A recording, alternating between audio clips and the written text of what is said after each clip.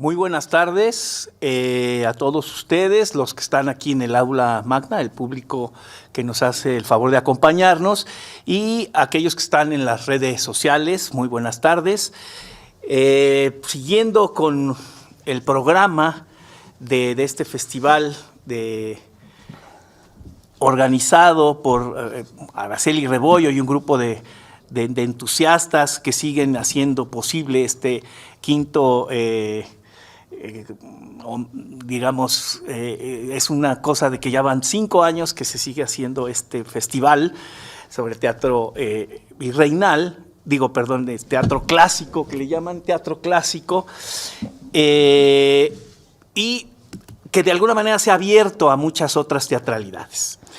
Estuvimos en una mesa donde estuvieron sobre las influencias del teatro virreinal de 10 a 12 y ahora nos vamos a abrir a el arte y la magia en el arte tradicional chino. Por eso lo digo que de teatro hispánico nos vamos al teatro tradicional chino, y para esto tenemos una ponente de lujo que es la doctora Radina Plamenova Dimitrova. Voy a leer su semblanza. Ella es sinóloga, traductora y docente de lengua china y la traducción de chino-español en la Escuela Nacional de Lenguas y Lingüística y Traducción, que es el nombre grandotote que ahora le ponen en alt en la UNAM, y es licenciada y maestra de sinología en la Universidad de Sofía, Bulgaria, maestra en literatura china antigua por la Universidad Normal de China Central de Wuhan, egresada del doctorado con especialidad en China del Centro de Estudios de Asia y África del Colmex en temas de literatura clásica china. Fue becaria del programa para la nueva sinología y creadora de la plataforma en línea Cuentos Chinos, que ahora ya está valorizada en los cuentos chinos. Antes nos decían, ese es un cuento chino, pero ahora los cuentos chinos ya son otra cosa, digamos, tienen otra connotación. Los proverbios chinos y sus historias, y es coordinadora del Seminario Internacional Literatura China y Género y del submódulo China del Diplomado en Estudios sobre Asia y el Diplomado Literatura, Feminismo y Géneros en Asia, África Contemporánea. Eso es en la UNAM. Es autora de artículos en español, búlgaro, chino e inglés sobre literatura, arte y cultura y lengua china.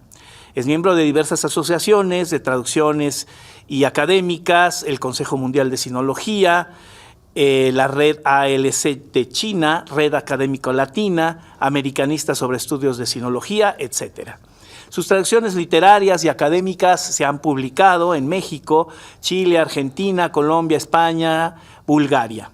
La UNAM ha publicado 3 de sus libros traducidos: Li, El Inmortal Desterrado, de 2022, Conceptos clave del pensamiento chino, en 2022 también, y Alfanti, El Sabio Tonto, en 2023. Como traductora ha recibido diversos premios, como el Premio Internacional de Traducción de Obras Excelentes de la Literatura China Contemporánea, 2014. Pues sin más, le damos la palabra a la doctora Radina, con la ponencia El arte y la magia en el arte tradicional chino.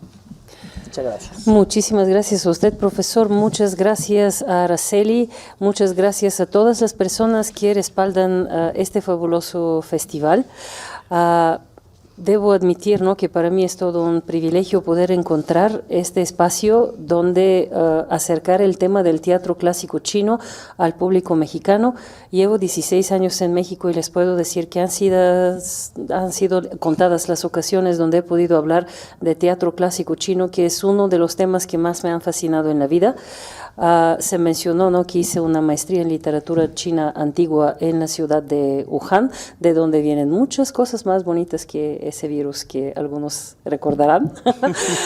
Y por cierto, ¿no?, ahí justo escribí mi tesis sobre una obra teatral clásica y la comparación entre esta obra y el Rey Lear. Entonces, sí, el teatro clásico chino me ha acompañado, y como texto y como imagen y como función, presentación, actuación durante mucho tiempo, ¿no? En mi vida de sinóloga, o como aquí me acostumbré a decir chinóloga, porque sinóloga así como que sorprende, ¿no? Y la gente se queda así como, ¿y eso qué es, no? Viene del antiguo nombre, ¿no? Que no era China, sino más bien Sina. Entonces, sí, ha sido uno de los temas de mi vida, ¿no? Como vivencia y como investigación. Así que estoy sumamente agradecida y me siento muy, muy privilegiada de poder acercarme el día de hoy a ustedes y a todos los que nos van a ver a través del Canal 23, que hace su parte del esfuerzo de llevar las ponencias y las participaciones de este festival a un público mucho más amplio. Gracias, gracias, gracias a todos ustedes aquí en sala y no solo en la sala, que respaldan este gran esfuerzo.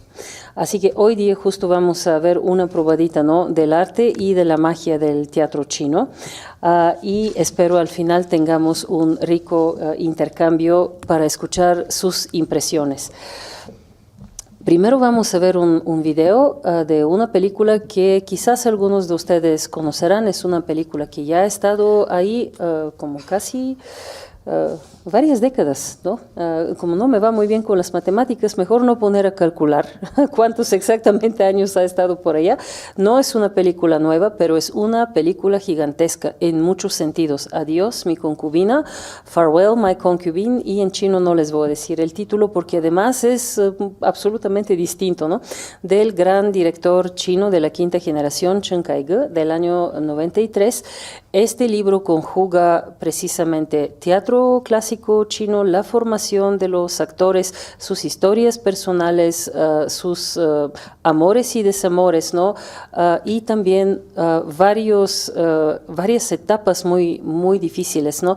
Por las que pasa China en su historia más reciente, es decir, la caída del imperio, posteriormente inicio de la república, ¿no? Después del año 1911, después los estragos de las dos guerras mundiales, ¿no? Dentro de China, especialmente la ocupación japonesa. Precisamente esto vamos a ver aquí en esta escena que va a correr, ¿no?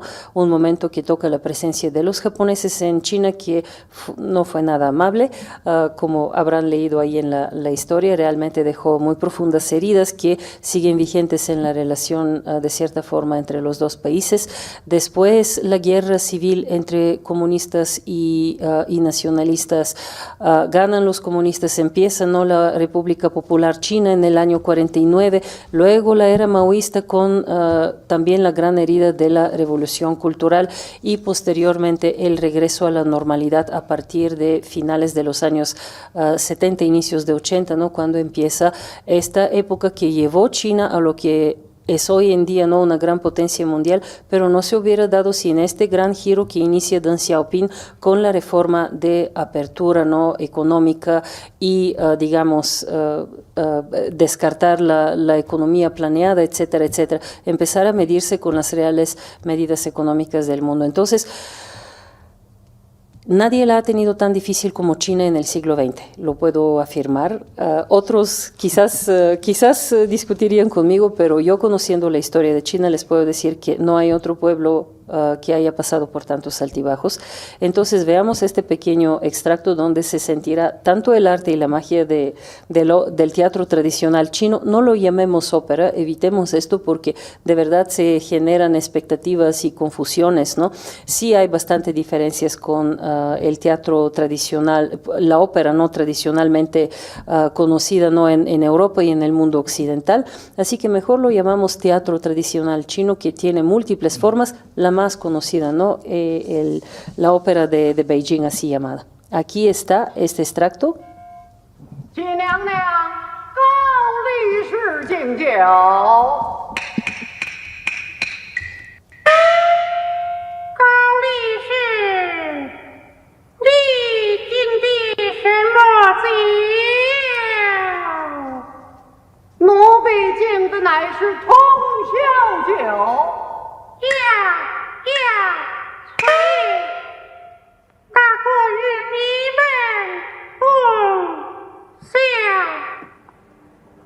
师弟说，这梅子得勾得立着的才有味儿。人生在世，只吹恨我。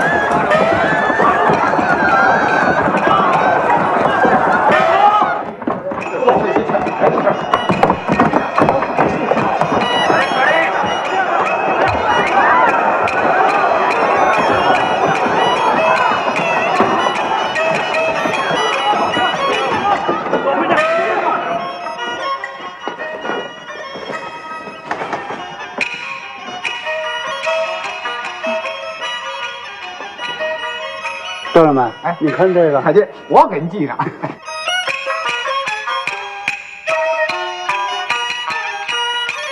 哎，哎，这不，您得让他给我脱下来。小龙，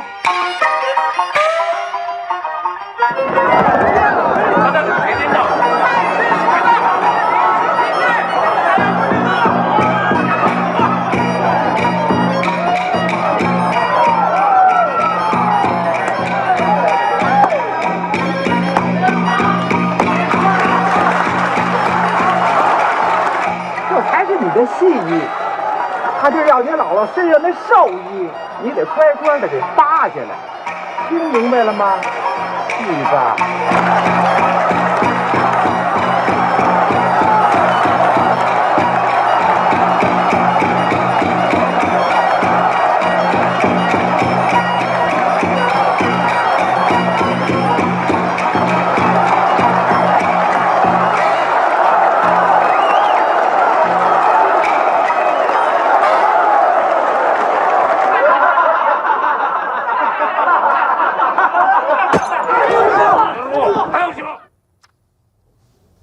？Muchas emociones, ¿no? En un extracto tan breve, ¿no? Vimos la presencia de los que son ocupadores de China en aquel momento, los japoneses, y su veneración ante el arte, ¿no? Y especialmente ante este actor que, pase lo que pase, no se sale, ¿no? del papel, y en ningún momento, por ni un segundo, se olvida, ¿no? de que en este momento él es una de las concubinas más importantes en la historia de China, la famosa Yang Weifei, por la cual, ¿no?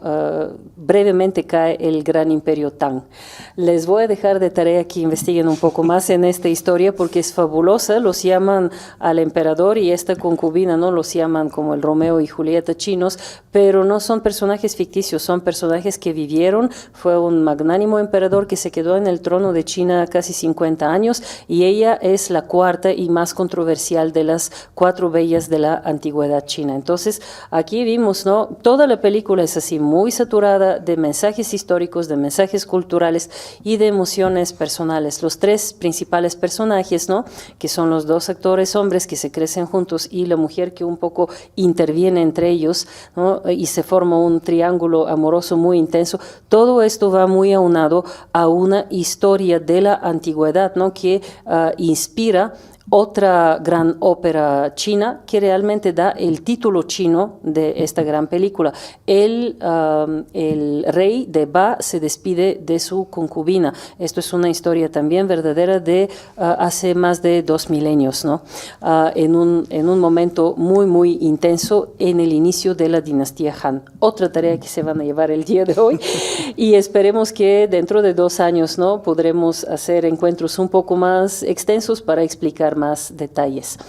Vemos que hay mucha historia tanto dentro del teatro chino porque claramente se inspira de una forma mayoritaria en las propias historias que surgen a lo largo de la historia de China, ¿no? La primera fuente de historias que podemos ver en escena son aquellas que han sucedido en la realidad. Muchas veces esto incluso se hace con un tono crítico. Por ejemplo, China fue conquistada no 1 y 2 veces, 2 veces así muy notorias hay en la historia, cuando los mongoles conquistan China y cuando los manchús conquistan China, y realmente estas dinastías Yuan y Qing, respectivamente, Qing la última, ¿no? Muy famosa la dinastía de los manchús que dura 300 años, estos periodos, ¿no? China está gobernada por otros y hay muchas obras grandes que se crean en estos periodos, obras teatrales grandes que en su propia época quedan censuradas porque aprovechan los contenidos históricos a señalar a través de historias de la antigüedad china que son reprochables o conductas de los emperadores o concubinas, ¿no?,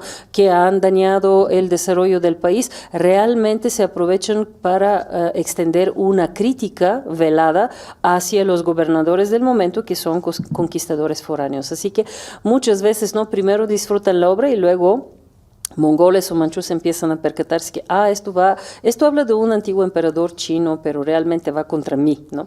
Un poco así es, ¿no?, esta crítica velada. De hecho, este recurso literario se llama tomar de la antigüedad para reprochar el presente, y en el teatro lo podemos ver utilizado muchísimo, ¿no? Vemos que esto es un arte de una, perdonen la palabra oriental, ¿no?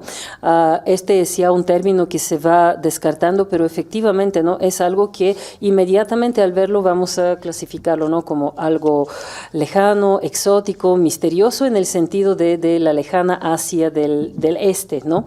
Dentro tenemos contenidos, ¿no?, que pueden ser dramáticos, trágicos, cómicos, ¿no? A veces hasta los mismos personajes van con estos matices. Dentro de una propia obra puede haber un personaje trágico principal y puede haber personajes, ¿no?, de segundo nivel que sean con tintes cómicos, ¿no? Esto surge porque el teatro tradicional chino es un teatro de las calles, es un teatro de los mercados, es un teatro, es un arte itinerante, ¿no?, que puede presentar algunos personajes que son, digamos, representantes de la muy alta cultura, emperadores, ministros, concubinas, ¿no?, que cantan sus arias en verso y en poesía, pero también para que haya alguien que pueda comunicar, ¿no?, y atrapar cada rato la atención de este público común y corriente que a veces se distrae, ¿no?, ahí en el mercado. También necesitamos personajes, ¿no?, que hablan en un idioma cotidiano, diario, incluso, ¿no?, con localismos, con palabras de cierto dialecto local, incluso vulgarismos, etcétera, etcétera. Entonces necesitamos estos contrastes para mantener viva la atención del público, ¿no? En cuanto a los actores, ¿no?, algo que pueden ver si se van y ven la película con mucho detenimiento, desde el mismo inicio se van a dar cuenta, ¿no?, la disciplina, el sacrificio que implica ser actor de teatro tradicional chino y ser portador de esta importante tradición. El entrenamiento, ¿no?, hasta la fecha puede ser bastante arduo, bastante duro, pero en la antigüedad, ¿no?, en la época clásica fue un martirio, podemos decir, y vean la película, van a ver, ¿no?, de qué forma entrenan a los jóvenes chicos, porque nunca participan mujeres, ¿no? Es una escuela donde son solo muchachos. Hasta inicios del siglo XX las mujeres no intervienen en el teatro. A propósito, no les traduje, podía haber traducido y subtitulado este extracto, pero no quería distraerlos, ¿no?, de observar la imagen, no quería que lean el texto. Esto lo pueden ver cuando vean la película completa. Quería más bien justo que se fijen en los elementos visuales. Ahí vieron presente la mujer, pero ella nada más atiende, ¿no?, a su pareja, le pinta la cara, etcétera. De hecho, él le dice, no, hazlos más alto porque así dice mi compañero que así quedan más bonitos, ¿no? Y ella como que no le parece bien, ¿no?, este comentario, ¿no? Y pueden ver, ¿no?, en la misma película, ¿no?, cómo son las relaciones y especialmente cómo es el entrenamiento prácticamente desde niños chiquitos de estos actores y cómo poco a poco se da esta fusión entre arte y vida, porque el personaje que representa, ¿no?, el papel femenino, él incluso en la vida, ¿no?, empieza a concebirse como una mujer. La fusión entre arte y actuación en su caso, ¿no?, es tan extrema que él vive sus personajes y por eso puede hacer estas presentaciones donde absolutamente nada lo saca de la actuación. Y estos son los más grandes actores, ¿no?, de cualquier teatro, pero sobre todo de este teatro que es tan exigente porque tiene una muy alta complejidad. Es un arte, decimos, sincrético. ¿Por qué? Porque ven que interviene el canto, ¿no? Además, un canto con una voz que es sumamente entrenada. No, algunos de los papeles pueden manejar voz natural, pero no todos, ¿no? Además, tenemos el baile, y el baile también es algo que implica, ¿no?, que todos los gestos, ¿no?, y movimientos que se hacen pueden transmitir informaciones y ciertos mensajes, ¿no? Tenemos la actuación, ¿no?, que es concentrarse en el arte dramático. Tenemos también la acrobacia, ¿no?, que es intervenir con todo tipo de artes y técnicas de lo que es nosotros llamaríamos, ¿no?, el arte cirquero, más bien, ¿no?, malabares, saltimbanquis, maromas, etcétera, ¿no? Entonces todo esto interviene en el teatro tradicional chino. Y ya el tema del maquillaje y del vestuario es otra cosa, porque en un teatro itinerante clásico todo se encarga a hacerlo el actor, ¿no? Ellos tienen que saber hacer su propio maquillaje, mantener su propio vestuario, etcétera, etcétera. Hoy en día, claramente, ¿no?, el maquillaje sí, el vestuario no, te lo preparan y lo vistes o tú lo acomodas, pero antes, ¿no?, cuando los actores itineraban por los caminos, claramente tenían que hacer todo esto solos, ¿no? El teatro tradicional, como dijimos, ¿no?, tiene muchos temas. Hablamos ya de uno y lo vimos, ¿no?, que es la historia, ¿no?, cuyos múltiples, digamos, altibajos en la historia de China pueden ver, ¿no? Hay videos en internet donde trazan, ¿no?, por medio de imagen cómo cambia, cómo crece, disminuye, se hace, se deshace China. Nosotros tenemos una idea muy estática de China, ¿no? Esta China que está hoy día en el mapa, ¿no?, de color rojo, pero no. Busquen en internet, en YouTube, estos videos que nos muestran cómo se desarrolla el mapa de China a través de los milenios y van a ver que la historia de China ha sido la historia del cambio y en gran medida la historia de las guerras, ¿no? No ha sido un desarrollo histórico demasiado pacífico, ¿no? Ha habido muchos conflictos, enfrentamientos, etcétera, etcétera. Entonces, China crece desorbitantemente, luego se deshace en pedazos, luego se vuelve a reunificar y así repetidas veces, ¿no? Incluso tenemos ciclos enteros que podemos decir que se repiten en la historia de China y ahí, ¿no?, van también a los contenidos históricos que son tan importantes para este arte, va también la mitología, que muchas veces se desdibuja la línea, ¿no?, entre mitología e historia. En China, especialmente en la remota antigüedad, tenemos personajes como el emperador amarillo y otros, ¿no?, que seguramente fueron personajes mitológicos o los así llamados héroes culturales, ¿no?, que le dieron a la gente, ¿no?, a la humanidad ciertas capacidades, ¿no?, el calendario, la música, las artes, ¿no?, las armas también, y ellos poco a poco se van historizando, ¿no?, y se van acercando a lo que es la historia comprobable de China, ¿no? Entonces tenemos mitología, luego las distintas religiones, ¿no?, o creencias, el confucianismo, el taoísmo propiamente chinos, el budismo que entra en China y se vuelve la religión, ¿no?, de este país, y así lo ha sido durante 2 milenios. El propio folclore que estaba orillado y como excluido, ¿no?, del ámbito de lo escrito durante mucho tiempo, ¿no?, porque Confucio dijo, no tenemos que hablar de guerras, de disturbios, de fantasmas, de espíritus. Y cuando dijo esto, que no hay que hablar de esas cosas, estas cosas quedaron un poco proscritas, ¿no?, de lo que es el ámbito sacralizado de los textos escritos, ¿no? Se cuidaba mucho a través de la historia de China que queda por escrito. Por esto, desde la más remota antigüedad tenemos historiografía, tenemos distintos tipos de clásicos que anotan y recopilan distintas informaciones, poesía y todo, pero no tenemos aquello que nosotros entendemos y concebimos como ficción.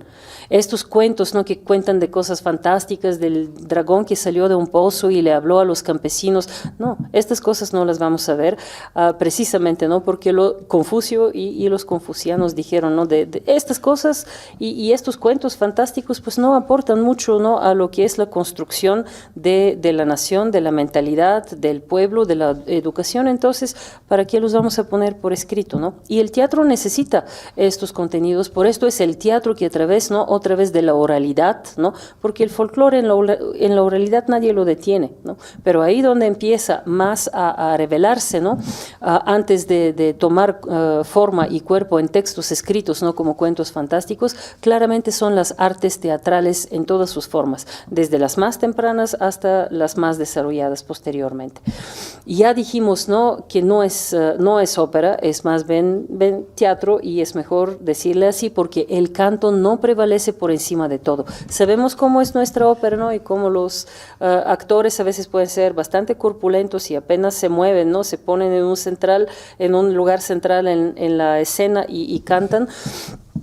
y se concentran sobre el canto. Algunos sí lo combinan con actuación cuando son más jóvenes, más ágiles, pero otros no, apuestan exclusivamente al canto, y en el teatro chino esto no puede pasar. Un actor tiene una multifacética, compleja preparación, no puede dedicarse únicamente a cantar, tiene que saber actuar, moverse, bailar, ¿no? A veces incluso no hacer cosas de acrobacia, incluso tiene que actuar muchas cosas que no están en la escena, porque en la escena del teatro chino casi está vacía, tenemos muy pocas cosas, ¿no? Objetos, muchas de las cosas los actores hacen que el público los vea a través de gestos, a través de lo que están contando, etcétera, etcétera. Así que es un teatro muy minimalista en todo lo que no es el cuerpo, ¿no? y la actuación y las capacidades del actor. Tenemos muchísimos estilos regionales, un tema muy interesante que al final apenas lo voy a así tocar con un video, pero es un tema muy amplio, muy complejo, muy interesante para investigar, solo que de verdad no nos alcanzaría la vida para hablar de esto, ¿no? Y por último, estos actores, ¿no? Que se vuelven con el tiempo estrellas, realmente ellos son entertainers, son gente que se dedica a la diversión del pueblo. Entonces, en la China imperial, en la concepción clásica, no difieren mucho y no dista mucho su estatus social de las prostitutas, por ejemplo, o de lo que nosotros mal traducimos a veces como prostitutas y conocemos más bien a través de la imagen de las geishas, ¿no? De Japón, que son mujeres muy entrenadas en diversas artes, que venden su arte principalmente, y cuando ellas lo deciden pueden llegar a vender su cuerpo. Entonces, los actores, ¿no? Como gente que se dedica a la diversión, ¿no? A proporcionar entretenimiento, ¿no? Para las clases, no solo gobernantes, sino también económicamente pudientes, ¿no? Porque a partir de cierto tiempo, del siglo X, de la dinastía Song en China, empezamos a tener grandes ciudades, y en estas grandes ciudades tenemos clases económicamente capaces de pagar por todo tipo de diversión, y ahí se vuelven muy, digamos, muy extendidas el fenómeno de las tabernas, ¿no? Y todo tipo de geishas, ¿no? Chinas, de ahí viene el fenómeno, ¿no? Mujeres que pueden encargarse de su supervivencia y tienen una libertad, ¿no? y capacidad económica independiente, ¿no? Los actores más o menos van dentro de este mismo grupo, ¿no? Entonces, esto es, digamos, muy resumidamente, todo lo que podemos observar como características grandes en el teatro chino, y traté de resumir también algunas diferencias, ¿no? Con lo que es la ópera occidental, la compleja preparación del actor, ya la esbozamos, ¿no? Todo lo que va como simbología sofisticada dentro del maquillaje, dentro de lo que es la ropa, los gestos, ¿no? Que tienen que hacer con las manos. Esto es otro nivel de lectura muy complicado, y es una gran exigencia hacia el espectador de teatro tradicional chino, ¿no? Los extranjeros nos quedamos, ¿no? Con la belleza de lo que estamos viendo en el espectáculo. Al final les tengo un proverbio que tiene que ver con esto, ¿no? De qué tan ciegos nos quedamos aquellos que no podemos leer, ¿no? Estos mensajes, que la gente que pertenece a esta cultura sí sabe leer, ¿no? Entonces ellos ven el teatro, hoy en día se proyectan los subtítulos para que puedan leer el texto, ¿no? Para aquellos que no lo conocen, que puedan leer, y el texto está en chino clásico. Por eso muchas veces la proyección incluso puede ser en forma vertical para que lo lean en columnas, y además junto con esto, ¿no? Leen todos los gestos, símbolos, ¿no? Que se presentan en escena en diversas formas, en maquillaje, en vestuario y en gestos sobre todo, ¿no? Esta capacidad de representar objetos, movimientos, fenómenos, ¿no? Sucesos por medio de la actuación es algo que ni en el teatro occidental, ni mucho menos en la ópera occidental podemos observar. Que el canto no es lo más importante, ya lo vimos, y la complejidad lingüística que les mencioné en un inicio, ¿no? De que en un libreto podemos tener desde poesía clásica, que es el texto para las arias que están cantando los personajes principales, que prácticamente no hablan, solo cantan, ¿no? Intervienen con cantos, que como texto puede ser muy breve, pero a la hora de cantarlo puede alargarse mucho. Y les comparto una anécdota. Hace muchísimos años, casi 25 años ya, en mi primera estancia en China, cuando estudié, ¿no? Con estudiantes extranjeros, lengua china exclusivamente, en Beijing, en la Universidad de Lenguas y Cultura de Beijing, ahí empecé a tomar clases justo de teatro clásico chino, ¿no? Con mi voz, que es naturalmente más baja, los cantos no quedaban. Yo convivía, compartía cuarto, porque eran cuartos compartidos, con una chilena, hasta la fecha gran amiga, que también se fascinó y empezó a ir a las clases, ¿no? No íbamos a las mismas clases, por eso un día sucedió que regresa al dormitorio y regresa al cuarto y dice, Radina, este teatro chino, ¿qué onda? Bueno, yo entonces no sabía la expresión ¿qué onda? Y los chilenos no la usan, pero imagínense lo que un chileno diría para ¿qué onda? ¿No? Ahí solo hay 2 líneas y te demoras 2 horas en cantarlas, ¿no? Yo le dije, sí, así es, Brígida, exactamente son 2 renglones y dura 2 horas cantarlo, ¿no? Porque se alargan, etcétera, ¿no? Todo lo que escucharon, ¿no? Hace rato quizás son nada más 2 versos, 2 renglones, pero sí se toma varios minutos, ¿no? En reproducirlos. También otra cosa que tiene que ver, ¿no? Con la música, ¿no? Tenemos diversas escenas, a veces son escenas románticas, ¿no? Entre justo emperador y concubina, otra vez son escenas donde hay un campo de batalla, salen 2 personajes, pero salen con una bandera, hay cierto símbolo ahí y esto representa digamos, un ejército de 10,000 personas, ¿no? Vemos solo 2 personas cruzándose en escena, pero estos son realmente 2 ejércitos que están enfrentándose, ¿no? Y todo esto va acompañado con distintas melodías. Si uno empieza a poner atención, va a ver que estas melodías se repiten muchísimo, porque precisamente son esquemas musicales repetitivos que van con ciertos contenidos, es decir, no está esta extrema originalidad de las melodías. Nosotros inmediatamente podemos reconocer las óperas de Verdi, por ejemplo, o de Puccini, etcétera, ¿no? Porque son creaciones muy individuales, particulares. Estos son melodías inconfundibles que van con tal o cual ópera. Al contrario, en el teatro chino, la música va como un acompañamiento para cierto tipo de escenas, ¿no? O sea, una escena de batalla se va a acompañar con cierto tipo de melodía. Por esto, uno se empieza a percatar que sí se repiten mucho, son muy, muy repetitivos, ¿no? En este sentido, digamos, si en otros aspectos el teatro clásico chino no supera como complejidad el arte de la ópera occidental, quizás en este aspecto no se queda corto, porque en la ópera occidental, ¿no?, tenemos contenidos musicales muy grandes, ¿no?, muy ampliamente desarrollados, que son absolutamente únicos y para una oreja entrenada, ¿no?, son inconfundibles, mientras que el espectador entrenado de teatro tradicional chino lo que hace es que reconoce de los primeros, por ejemplo, si es un ritmo, ¿no?, que entra, ¿no?, con mucho vigor, antes de que aparezcan los actores en escena, ya el hábil lector de teatro tradicional chino en el público sabe que aquí sigue una escena bélica, ¿no?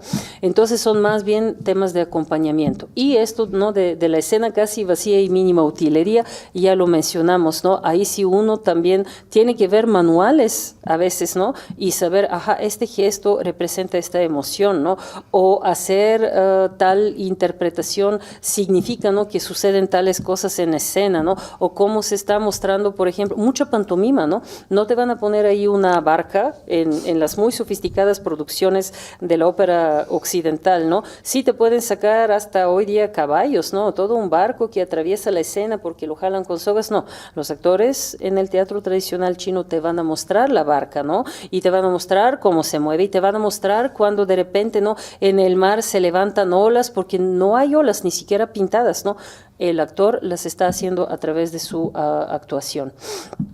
Así que, para resumir, ¿cuáles son los principales instrumentos de este gran trabajo que recae en los actores chinos? Manejar la voz mínimamente en estos 3 aspectos, ¿no? Canto, recitación, diálogo, ¿no? Cuerpo, baile, acrobacia, pantomima, y arte, actuación, interpretación, ¿no? Directamente actuar o hacer que muchas cosas que no están ahí se vean, ¿no?, por medio de la interpretación. Y ahorita vamos a ver un poco de los personajes, ¿no?, que es otro tema muy complejo y muy largo, y aquí nada más muestro algunos, ¿no? Sheng, esto es el caballero. Este caballero puede ser viejo, puede ser de edad media, puede ser joven. Esto implica distinto manejo de la voz, ¿no? Los personajes más jóvenes, como vamos a ver en un video más adelante, cantan con una voz que se asemeja mucho a una voz femenina, mientras que los personajes más grandes, ¿no?, cantan con una voz digamos que es más cercana a la natural. Tenemos una gran diversidad de papeles femeninos. En el papel femenino se denomina Dan, ¿no? Tenemos la joven doncella de origen noble, tenemos la sirvienta que va muchas veces como su acompañante, que es un personaje vivaz, ¿no? Normalmente muy querido por el público, porque justo es este acercamiento, ¿no? Mientras que la doncella canta las arias, ¿no? En poesía, la doncella justo tiene este tipo de diálogo, ¿no? O de monólogo que está aterrizado a este lenguaje que maneja el público que está ahí sentado, ¿no? En el mercado. Ella es como un enlace, por ejemplo, entre los dos enamorados en escena, pero también es un enlace con, digamos, la capacidad de comprensión y la mentalidad de aquellas personas sentadas ahí enfrente en el público, ¿no? Tenemos la mujer vieja, tenemos la mujer guerrera. Ahí sí se puede subdividir en muchísimos personajes. Otra categoría muy interesante es el jin, que es normalmente el guerrero o personaje también mitológico o todo tipo de espíritus y demonios, ¿no? Estos son las así llamadas caras pintadas. Esto es el jin. Y ahí tenemos la mayor sofisticación porque tenemos cientos y cientos de caras pintadas con sus propias particularidades. Algunas se parecen muchísimo entre sí, pero justo un hábil lector de contenidos de teatro clásico chino, alguien entrenado, e incluso de los más mínimos detalles se percata de que, no es este héroe histórico de esta dinastía, sino es aquel, ¿no? Porque hay mínimas diferencias en el maquillaje, ¿no?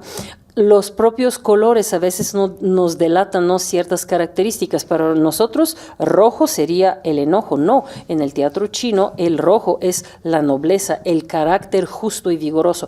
Para nosotros, el blanco es el paz y la paz y la armonía, ¿no? Para los chinos, muchos de ustedes sabrán, es el color del luto, pero en la cara de un personaje de la ópera del teatro tradicional chino, esto es astucia, ¿no? Es alguien malvado, alguien astuto, algún mal ministro del cual se pueden esperar malos movimientos, malos consejos hacia el emperador para tergiversar una situación histórica.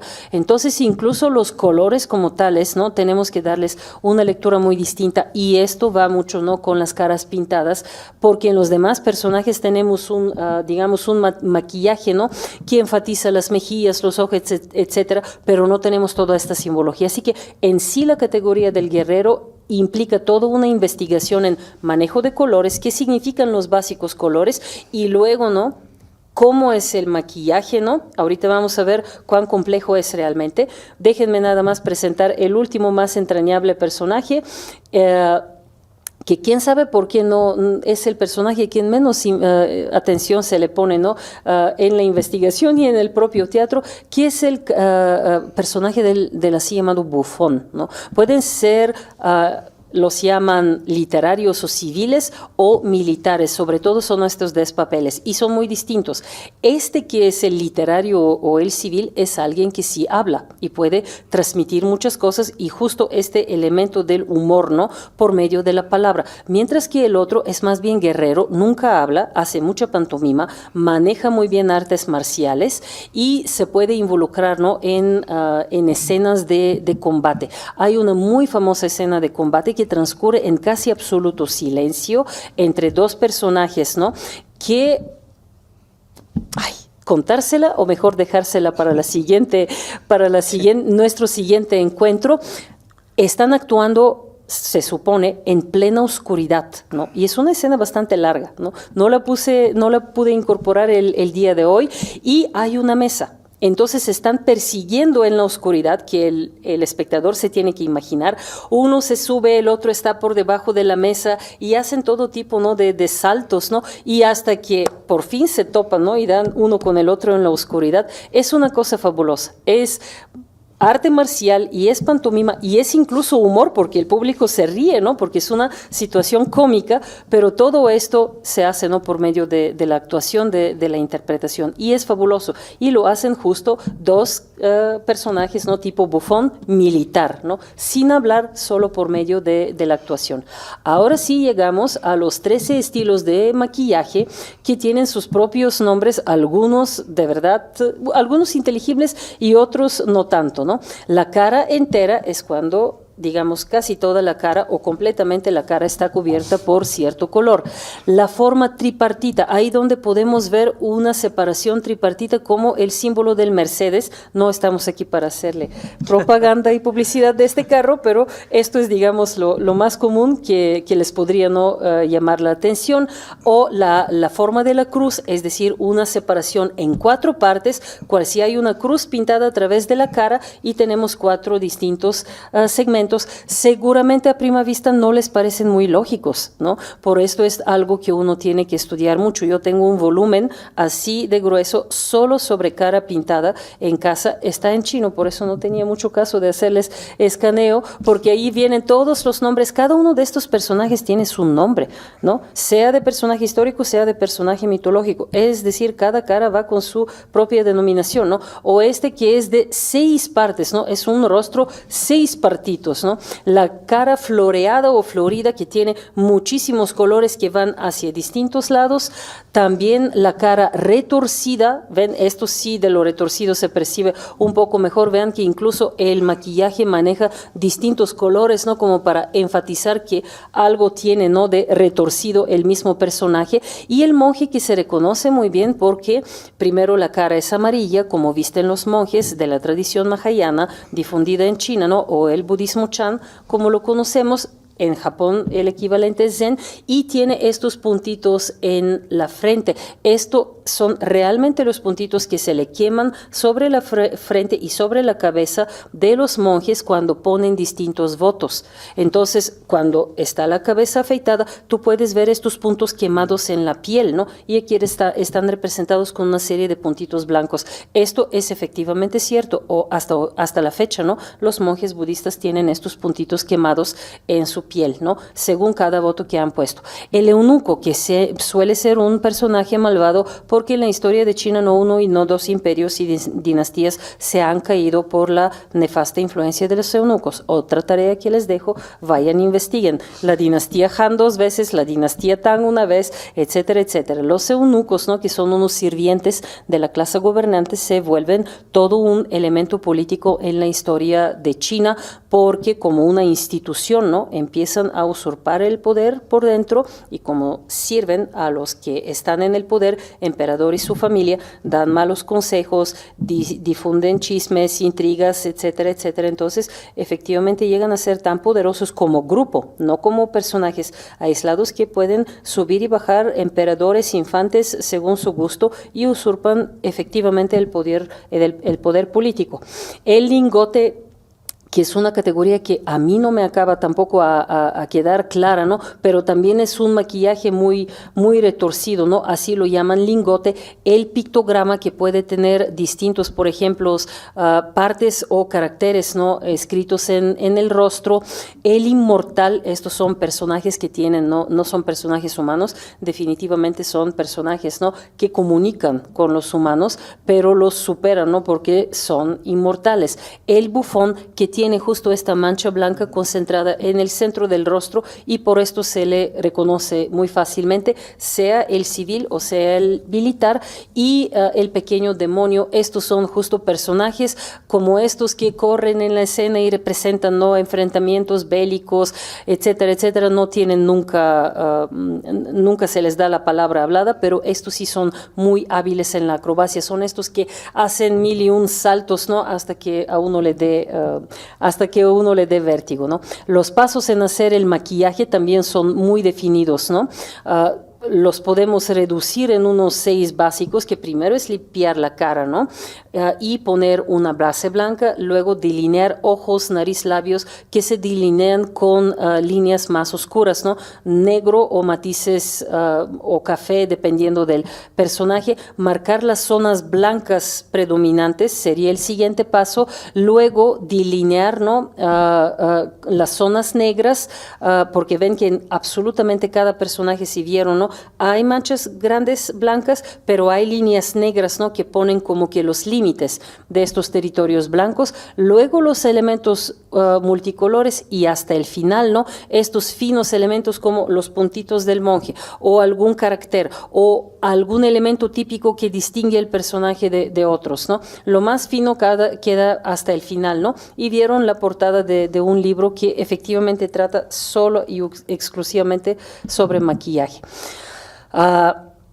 En otro momento, cuando tenemos más tiempo, vamos a hablar etapa por etapa de todo lo que ha tenido que atravesar el teatro clásico chino desde 2 milenios antes de nuestra era, empezando con los sacrificios, con los ritos, con los actos de chamanismo, ¿no? No se sorprendan, la cultura china tiene un muy, muy largo desarrollo a través de múltiples culturas neolíticas. Claramente ahí tenemos, ¿no? Elementos y actos de chamanismo, ¿no?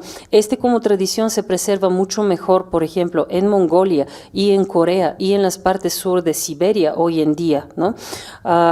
Y hay muchos investigadores que van y hasta la fecha pueden hacer trabajo de investigación de campo hablando con chamanes. En China podemos decir, ¿no? Que esta tradición ha dado paso, ¿no? A lo que es predominantemente, ¿no? La religión y el culto del budismo, ¿no?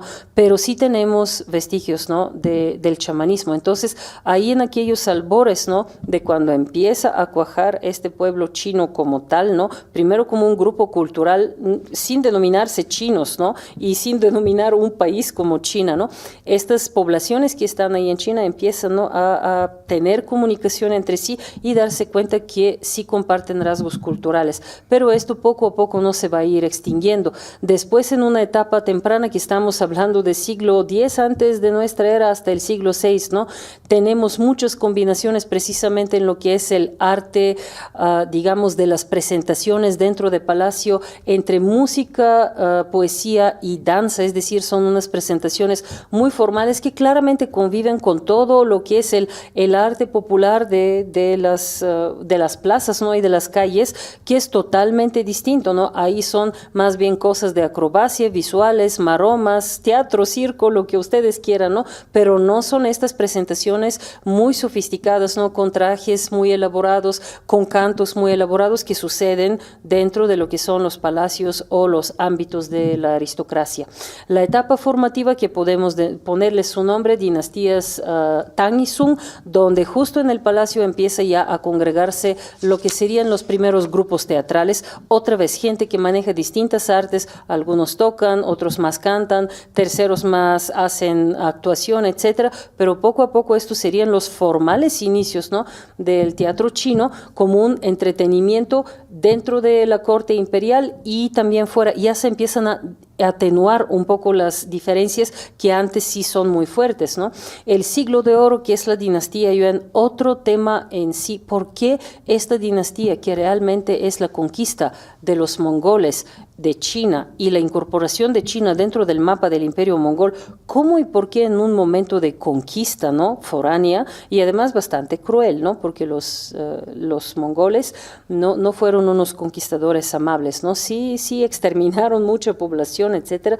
Fueron un conquistador salvaje y cruel. ¿Cómo es posible que entonces se dé el siglo de oro del teatro chino? Es otro gran tema que hoy en día no vamos a poder tocar, pero anótenlo y traten de investigar en esto, porque sí parece controversial, pero tiene sus razones históricas muy, muy evidentes, ¿no? Tanto en los conquistadores como en los conquistados. La etapa madura, que son las dinastías Ming y Qing, cuando empezamos a tener enormes obras teatrales que desarrollan, elaboran. Si en la dinastía Yuan tenemos un esquema que es un prólogo y 4 actos, perdónenme, en la dinastía Ming y Qing las cosas llegan a crecer hasta 50, 55 actos, y una obra teatral en la corte imperial se podía representar fácil y tranquilamente 7 días, 10 días. Yo en Wuhan, poco antes de venir a México, porque terminando la maestría en Wuhan, me vine directo a México a continuar con estudios y hacer mi vida tan feliz en su país, ¿no? Entonces vi una versión abreviada de una de estas óperas clásicas y de una de estas obras clásicas y duró 3 días. en la Universidad de Wuhan. Un grupo teatral joven vino y en 3 días, durante 4 horas y media cada tarde, representaron, ¿no?, una versión abreviada de unas de estas grandes obras. Y hoy día, la etapa moderna, cuando seguimos teniendo, ¿no?, el teatro clásico, pero tenemos también teatro escrito y actuado según la tradición occidental. Esto empieza justo con la caída del imperio, tiene también sus razones históricas, ¿no? El chino hablado, el chino vernáculo, se vuelve idioma oficial del país. El chino clásico se descarta, ¿no? Lo orillan y dicen, esto es parte de la larga y muy sofocante tradición feudal, lo tenemos que dejar de lado para crear un nuevo país, ¿no?, con otra imagen. Entonces ahí queda orillado el chino clásico, y los intelectuales chinos del momento, de inicios del siglo XX, del periodo de la República, empiezan a crear obras teatrales ya en este chino vernáculo, que va a ser el chino mandarín después de poco, ¿no?, que estudiamos el día de hoy en los institutos Confucio, que yo enseño en la ENALT, etcétera, etcétera. Les traigo un par de imágenes para que vean cómo partes de las diversiones y del entretenimiento se han conservado y se nos transmiten a través, por ejemplo, de la cerámica funeraria de la dinastía Han. Los chinos empiezan a sustituir por medio de obras en cerámica los seres vivos, tanto humanos como animales, ¿no?, o objetos muy caros, demasiado costosos, para no ponerlos bajo tierra, ¿no?, y no gastar en materiales como jade, como bronce, etcétera, hacerlo todo de cerámica. Y así es fácil. ¿Quieres poner un rebaño de 1000 cerdos para este emperador que murió, ¿no?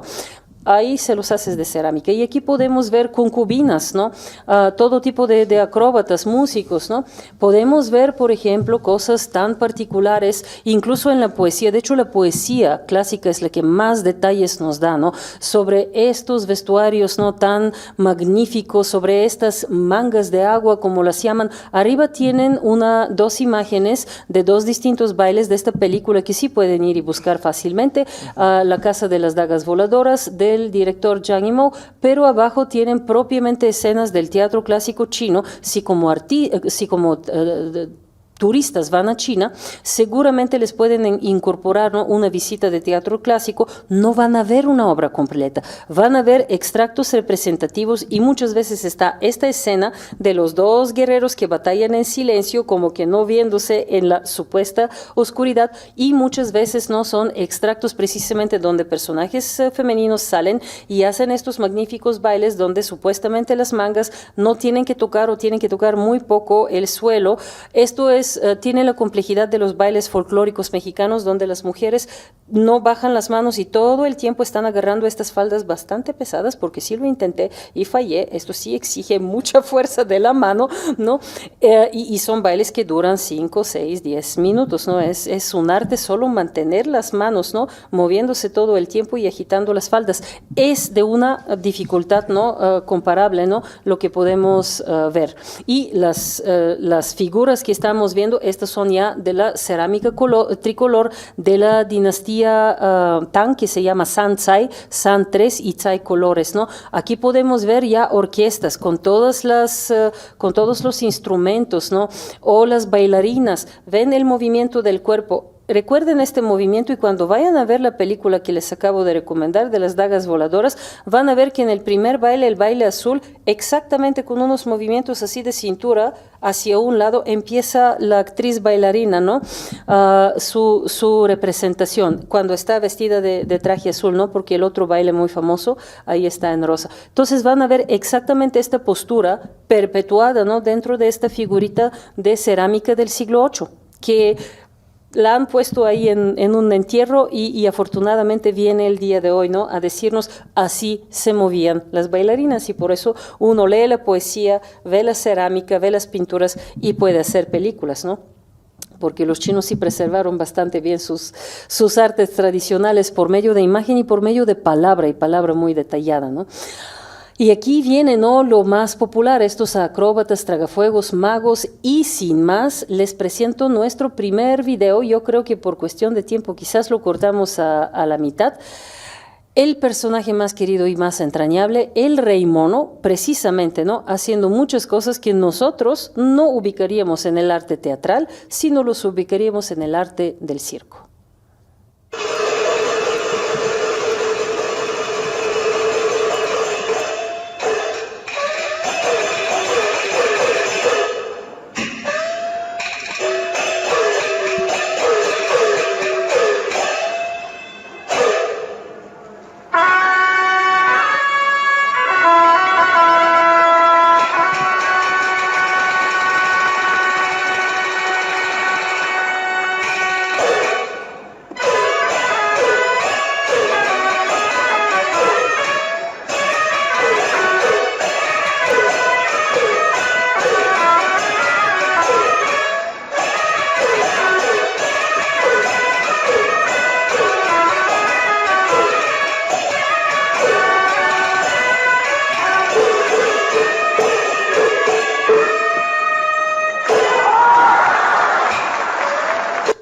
Perdónenme, hasta aquí la siguiente escena, un poco más allá, es, sí, porque quiero que vean de menos extractos de los varios videos que les traigo.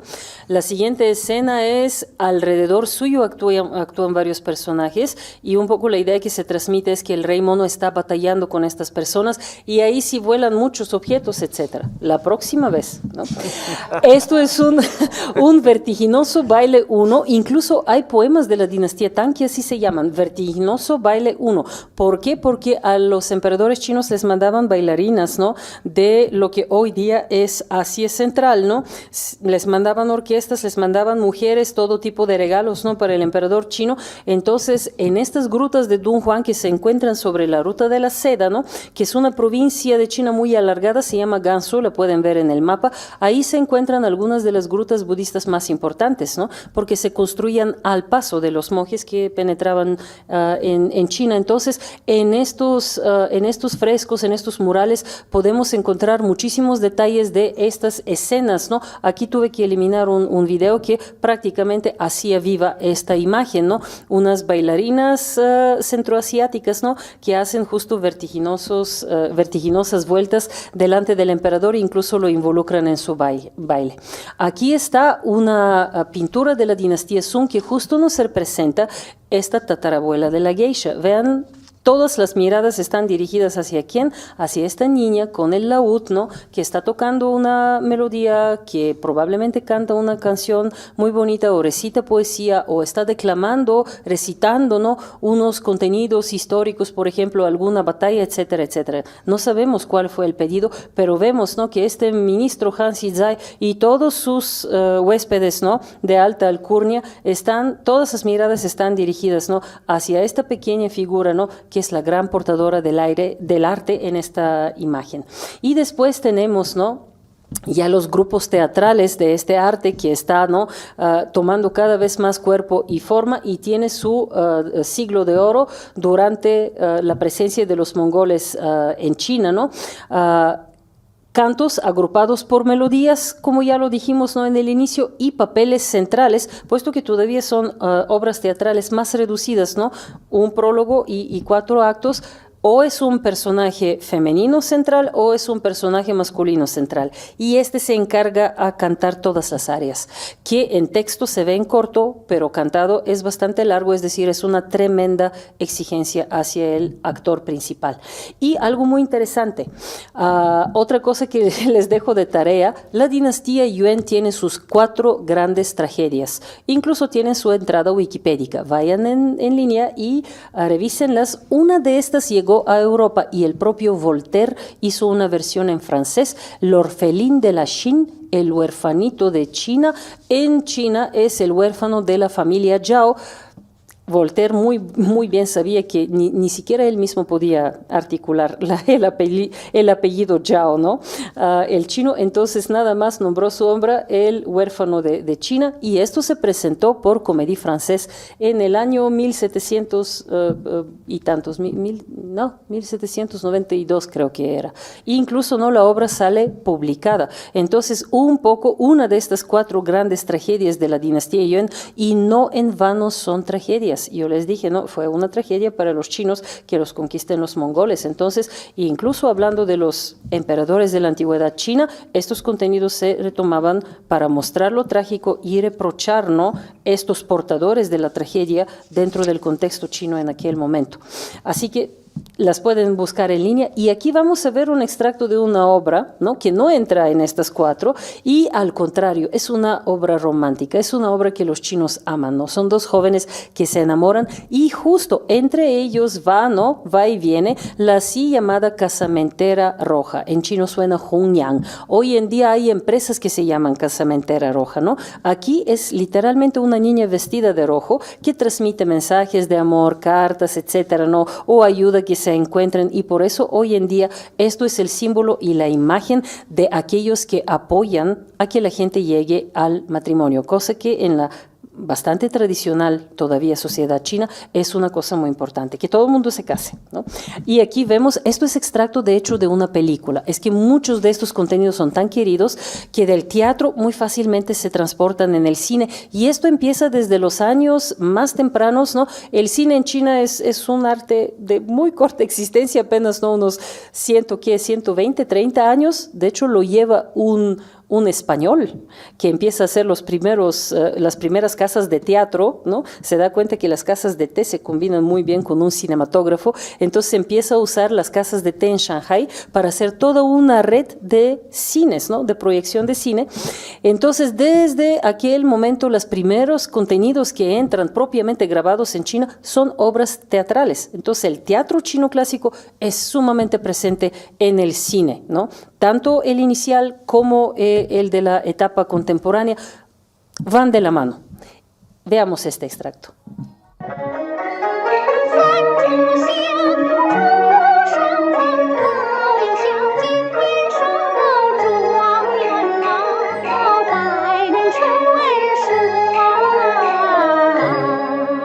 婴儿，敬你哥哥一杯，以后我们兄妹相称。老夫人当年许婚，便做了兄妹称。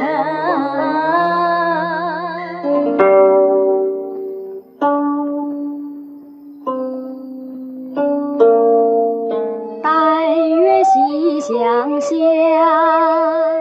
迎风湖半开。扶墙花影动，已是渔人呐。 Esto fue el extracto que es como un promocional de la película, ¿no? ¿Pudieron sentir la dramática diferencia en el sonido con el extracto que hace rato vimos con el Rey Mono? Era un sonido mucho más agresivo. Esto es lo típico de lo que llamamos ópera de Beijing o la ópera del norte. Estos son los estilos del sur, lo que se llama kunqu, ¿no? En chino, y es uno de los estilos más venerados por los japoneses, coreanos, etc. Un estilo melodioso que usa más instrumentos de cuerda, que usa más flautas, ¿no? Los mismos contenidos, ¿no? De las obras son más románticas, etc. Un sonido totalmente distinto. Otra vez, en otro momento, cuando podemos, ¿no? Alternar videos, vamos a aprender un poco más, ¿no? A distinguir estos sonidos y reconocer qué es ópera del norte y qué son estilos del sur. Les recomiendo, si quieren hacer la lectura, están traducidos al español varios de estas tragedias y esta obra no romántica, Historia del ala oeste, por una sinóloga española muy reconocida, Alicia Relinque Eleta. Ella tiene muchísimas traducciones de obras clásicas y es la persona que ha hecho más, digamos, ha popularizado más el arte teatral chino en su palabra y en su forma escrita, ¿no? Ella tiene varias traducciones de obras teatrales, así que se pueden acercar a este libro. Ya es un poco más viejo, pero aquí en México seguramente lo encuentran en la Biblioteca de Colegio de México. Sé que está ahí porque yo lo he leído y lo he usado varias veces.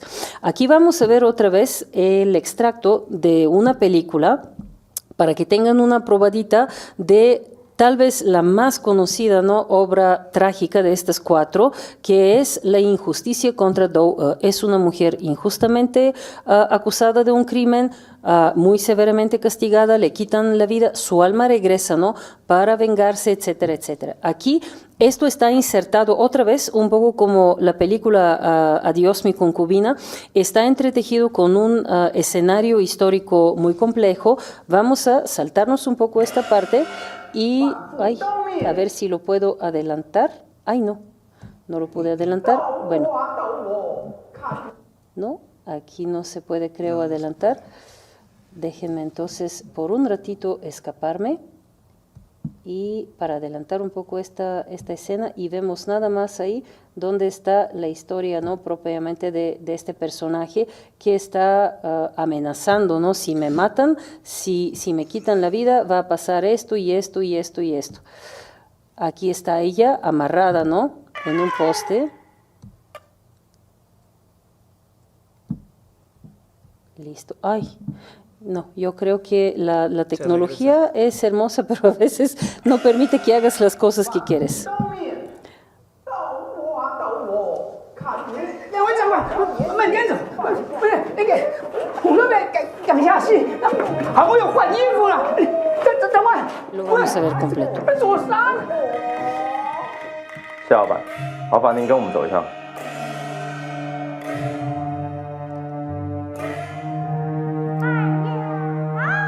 两位长官，外面稍等我一下，我换件衣服。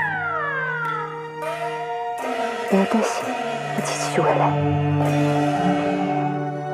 啊，两位请坐，请坐。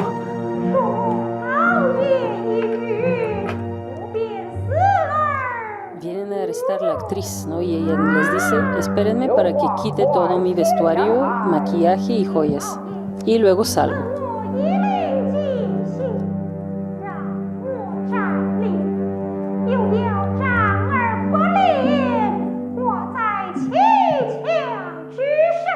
Lo que corre todo el tiempo, ¿no? Es el cuento de todo lo que se ha cometido como injusticia en contra de ella, ¿no? Es decir, un resumen de la historia estando ella arrodillada delante del juez.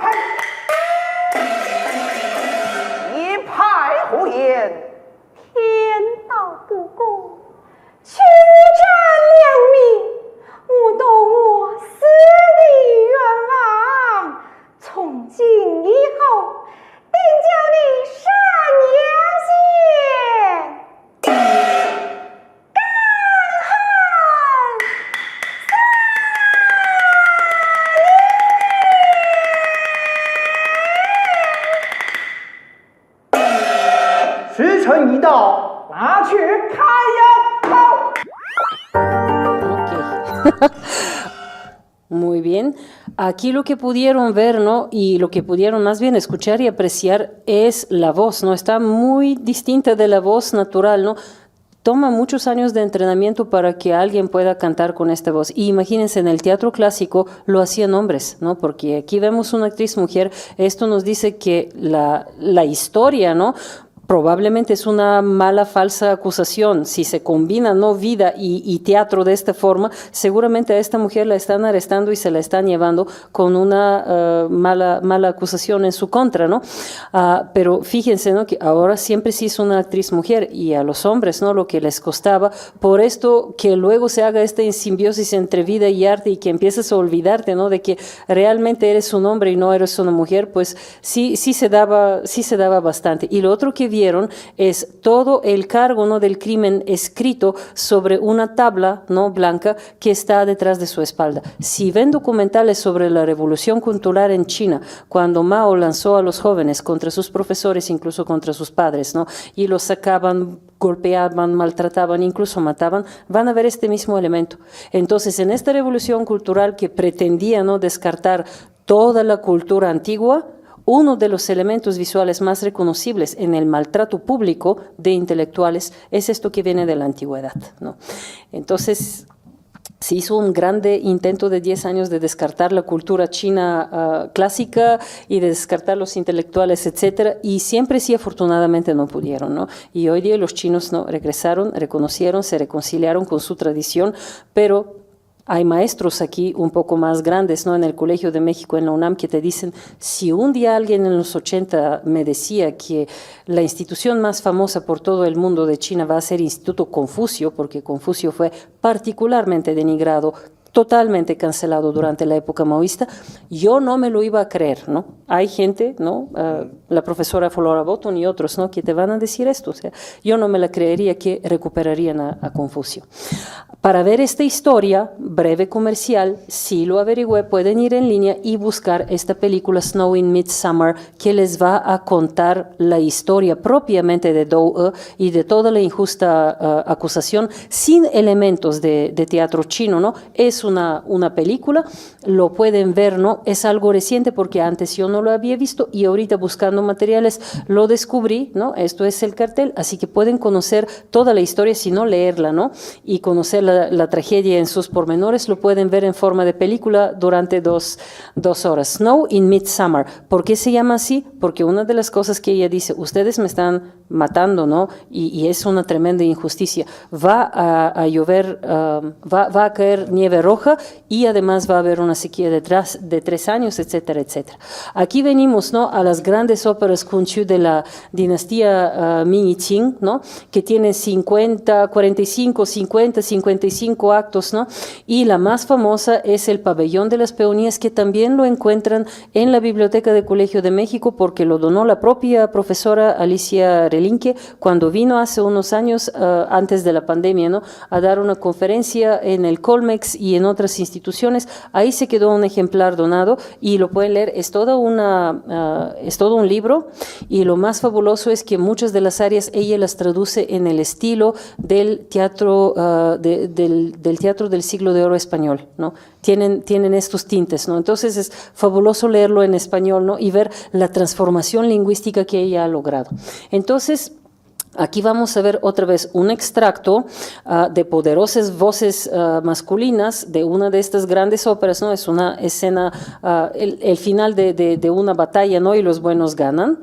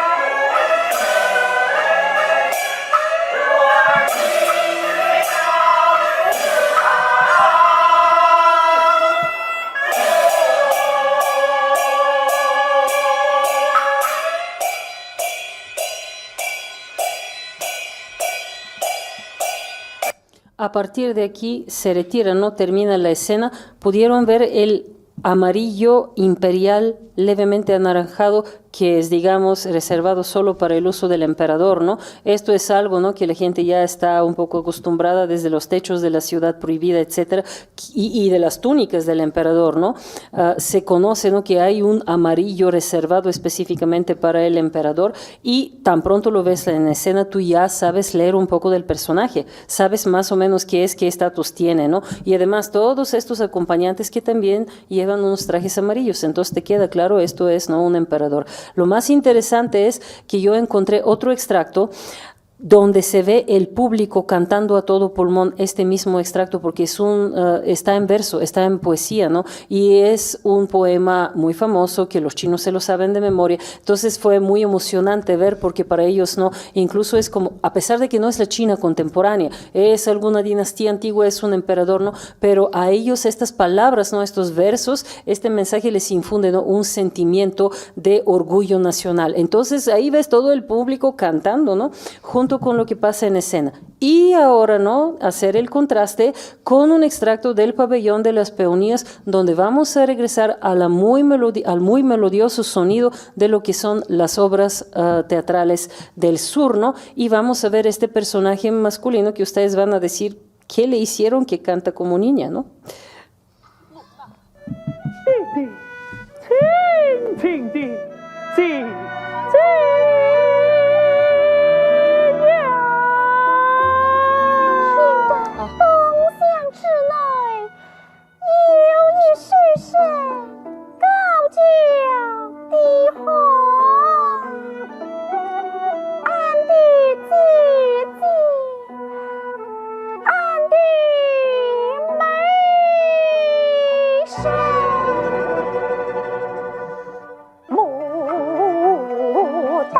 Esto es el hombre.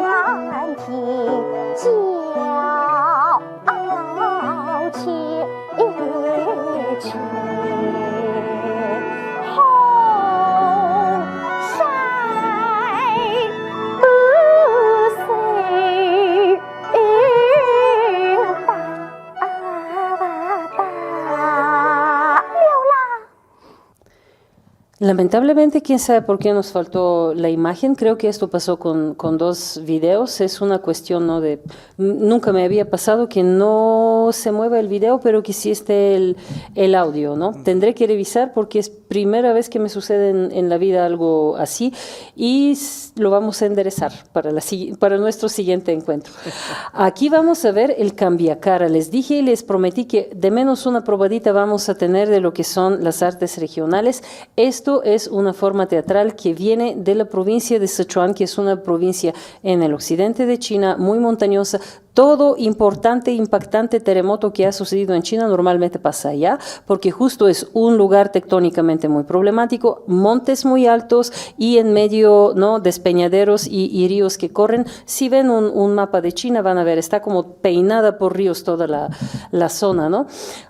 Y el origen de este tipo de forma teatral, ¿no?, que es más sencilla pero implica un arte de la agilidad y de la velocidad muy importante, justo tiene que ver con esta idea, ¿no?, de enfrentamientos entre los hombres en la muy antigua, muy remota antigüedad, ¿no?, con animales salvajes o con espíritus, etcétera, ¿no?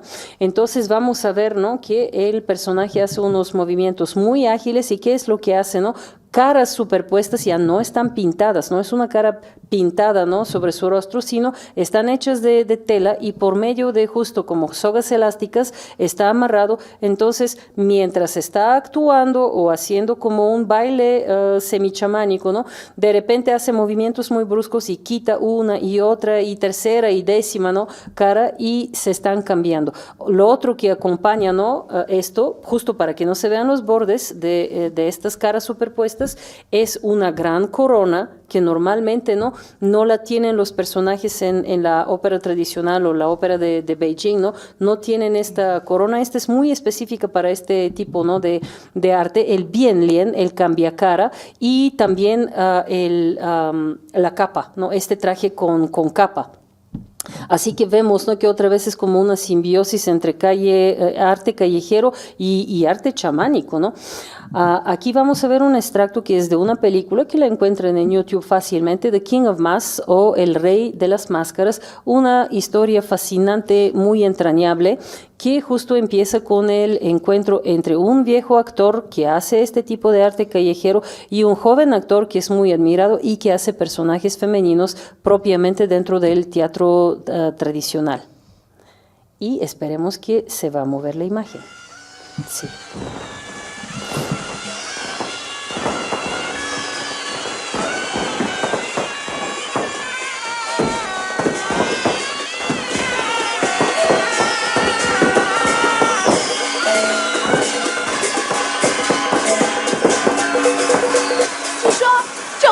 是男人扮的，你永远不是金镶玉，这是川剧名角梁素兰，是蓝蛋，人称活观音，红得发紫啊，灵验得很。听说女人摸了她脚下的莲台，准是胖小子。真的？真的？那我可要去摸一摸了。哎，等等。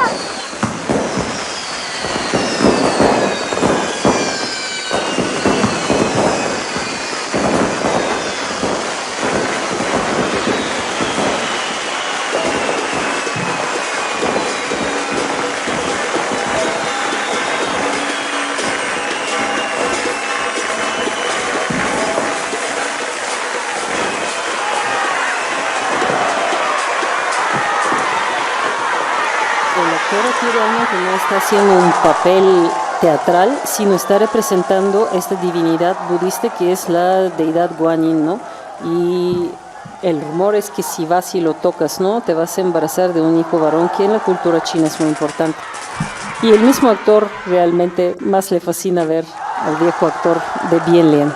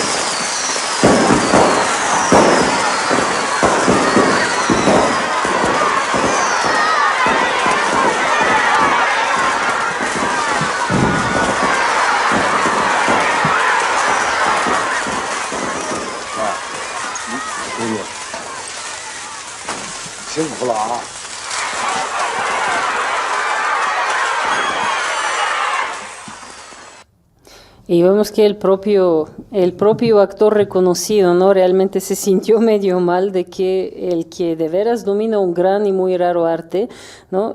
Como que le robó la atención porque la gente se fue hacia él. Después hay una escena donde se encuentran, ¿no? Y se expresan mutuo respeto. Es de verdad muy, muy linda la película, muy entrañable. No les voy a dar más spoilers para que la vean. Lo bueno es que está completa, ¿no? En YouTube, así que ni siquiera tienen que ir a buscarla en algún streaming. Y ya para ir concluyendo nuestro encuentro el día de hoy, que solo espero, ¿no? Que se repita y cuento con Araceli de que los vamos a seguir repitiendo estos encuentros, ¿no? Y que en distintos festivales como este del del Año Nuevo Chino, ¿no? Que otra vez tiene lugar aquí en esta hermosa casa, ¿no? De la cultura y de las artes que es el CENART, ¿no? Que en otra ocasión nos van a traer algún arte chino, alguna presentación más completa desde China, ¿no? Muy rápido la transición, ¿no? Entre siglo XIX y XX, históricamente y teatralmente la van a ver muy bien si ven Adiós, mi concubina, pero hay una persona real que encarna esta transición y es el gran actor Mei Lanfang, ¿no? Que justo le toca esto de ser primero, ¿no? Uno de los grandes de su propia época, de los 4 grandes actores chinos que representaban los papeles Dan, es decir, papeles de mujer. Arriba lo ven a él, jovencito, y abajo justo en el papel de esta gran concubina Yang Weifei que vimos en el extracto del inicio, en esta misma obra donde, enojada que el emperador la deja sola y se va con otra, se emborracha, ¿no? Y cae ahí borracha, rodeada de sus sirvientas. Entonces, es un tipo de obra que recae otra vez mucho el trabajo sobre el personaje central femenino, y uno de los más grandes, ¿no? Era Mei Lanfang, que lo interpretaba. Biografías de él fácilmente pueden encontrar y en librerías, creo, y en línea, así que a él también le toca, ¿no? Un poco empezar a dar la mano y a ayudar con esto de la formación propiamente de las mujeres en este arte, porque hoy en día los papeles femeninos las hacen las mujeres, ¿no? Ya creo que no se entrenan actores masculinos para este fin. Entonces él no solo es un gran portador, excelente portador, que además salió en el extranjero, dio presentaciones incluso en Estados Unidos, si mal no recuerdo, también le toca ser el primer gran maestro, ¿no? Y ahí pueden ver muchas fotografías en línea, ¿no? Donde está rodeado de mujeres que están aprendiendo, empapándose de este arte, ¿no? De la mejor persona posible, ¿no? Entonces ahí se da la simbiosis entre arte y academia, ¿no? Porque hoy día tenemos esta Academia de las Artes, ¿no? Teatrales en China, donde hasta hace poco, creo que hasta más o menos una década atrás, no se entrenaban extranjeros, pero hoy día este arte se abrió para extranjeros, y lo sé porque fue una gran alegría para mí saber, yo soy búlgara de nacimiento, saber a través de una breve noticia que vi en Facebook que una chica búlgara, una joven búlgara, ha hecho toda la carrera de licenciatura de entrenarse en este arte, prácticamente, no investigar temas, sino ser una actriz de teatro chino, ¿no? Y se le podía escuchar cantando y verla actuando. Entonces Aquí está abierta ya la propuesta de que personas de cerca y lejos, ¿no? de género masculino, femenino, puedan incorporarse, ¿no? Y entrenarse en este arte. Así que ya hay una apertura, ¿no? Ante los extranjeros, no solo nos presentan este arte, sino nos dan la bienvenida, ¿no? Y poco a poco, ¿no? A pesar de que es un arte tradicional y conserva sus tradiciones, en muchos aspectos se ha tenido que modernizar, como esto de la proyección de los subtítulos, ¿no? El hecho de que el texto corre y a veces hasta corre en columnas a ambos lados de la escena, ¿no? Algo que hace, ¿no? Eco y los reta a los chinos, son porque leen horizontalmente de izquierda a derecha según la escritura y el lenguaje modernizado, ¿no? El chino mandarín, pero esto es teatro tradicional, así que en el teatro, ¿no? Tienen que regresar a esto, ¿no? De leer el texto verticalmente, por ejemplo. Y aquí el siguiente video también, quién sabe por qué, ahorita nos dimos cuenta, nos falló la imagen, pero siempre sí quiero que de menos escuchen la voz de este gran actor, y en otra ocasión vamos a ver el video completo. Esto es la escena más dramática propiamente de esta obra tradicional, que es Adiós mi concubina, ahí donde la concubina está en esta escena final muy dramática junto con este gran héroe Xiang Yu, ¿no? Y suceden los actos trágicos que suceden, ¿no? Ella tiene un baile muy largo y es impresionante ver la escena porque este actor para estos años, ¿no? Para el año 1955 ya ha sobrepasado los 60 años, pero baila con una agilidad que sí te la crees que es una doncella joven, porque la propia concubina Xiang Yu, la concubina de Jade, no tiene ni unos 20 años, ¿no? Ella es una adolescente, creo que 16, 17, tiene cuando, digamos, y ella y Xiang Yu, el gran héroe, pierden la vida al final de esta trágica última batalla que va a decidir el destino del imperio. Y estos son hechos históricos, hechos reales. Así que no vamos a poder ver, lamentablemente, este baile de espadas, pero sí podemos escuchar la voz de este actor.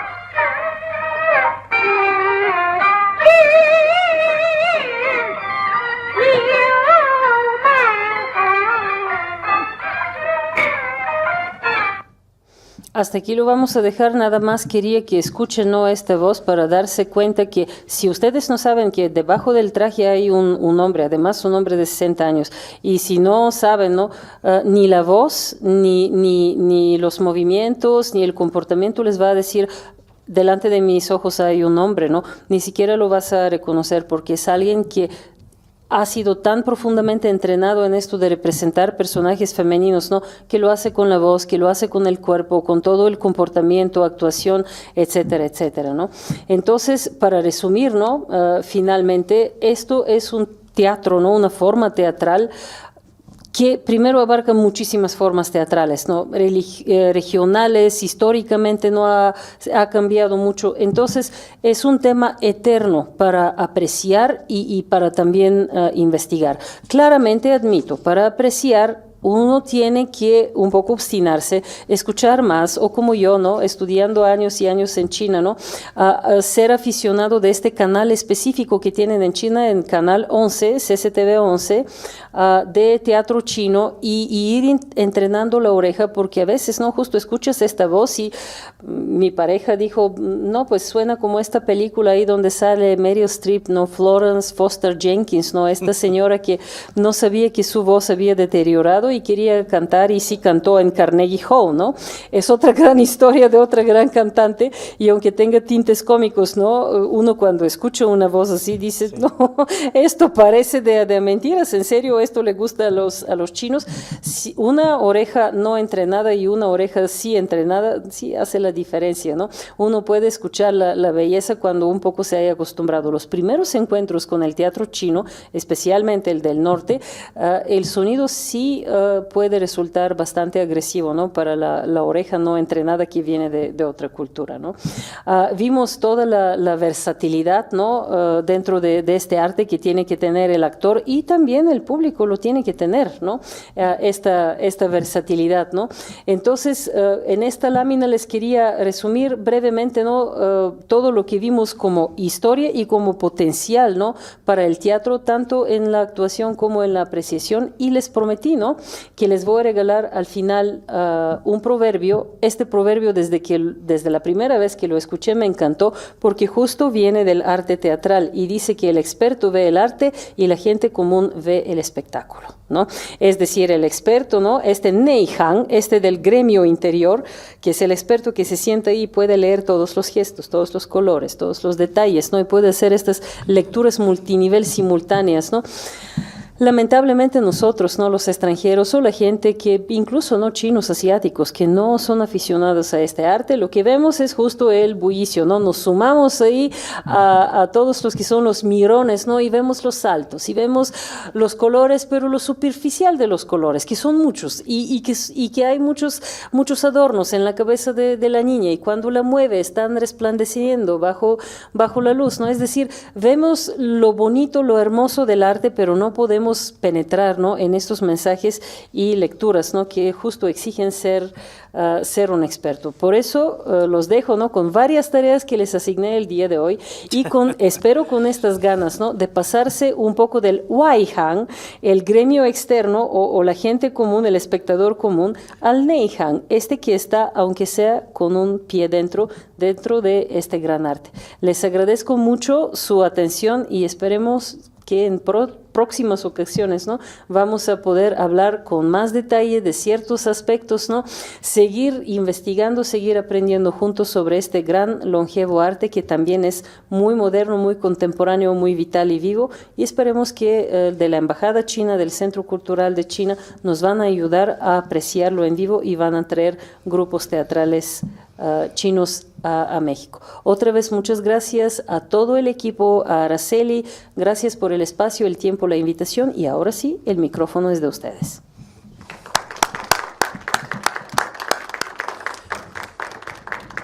Pues muchas gracias a la doctora Radina por esta síntesis de toda una milenios de teatro tradicional chino y la complejidad que es el norte, el sur, la ópera de Sichuan, la ópera de Pekín, la Kunyu, o sea, todas las diferencias que apenas esbozamos, y bueno, nos llevamos muchas tareas, como buena maestra nos dejó muchas cosas que investigar, y preparen sus preguntas si alguien tiene alguna pregunta. Yo haría la primera. Tú nos dices que la vitalidad del teatro tradicional chino, ¿cuál es actualmente? O sea, la gente va, los jóvenes van, ¿dónde se presentan? Sabemos que en París hay 5 lugares de ópera. ¿Cuántos lugares hay para ir a ver este tipo y si van los jóvenes o qué sucede con esto?